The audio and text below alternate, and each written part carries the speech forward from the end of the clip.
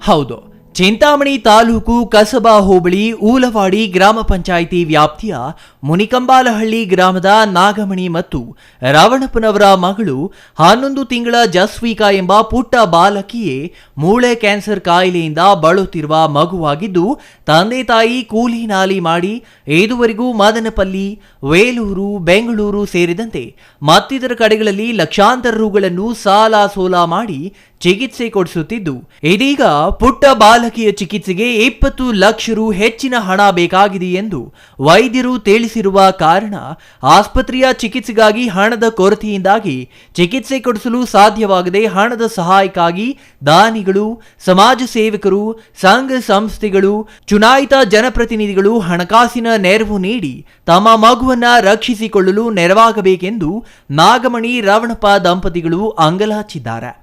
పేరు నాగమణి, మా బాబు పేరు జస్విక, మా ఇంటి ఆయన పేరు రమణ. మాది మినీ కమ్మాలపల్లి, చింతామణి తాలూకా. మా పాపకి 20 దినాల ముందు క్యాన్సర్ తెలిసింది, బోన్ క్యాన్సర్. దానికి 20 లక్షలు ఖర్చు అవుతుందని చెప్పినారు. మాకు కమ్మాలు బెంగళూరు పోతే చెప్పినారు. అన్నీ చూసి మాకు ఎవరైనా ఉంటే చేయండి.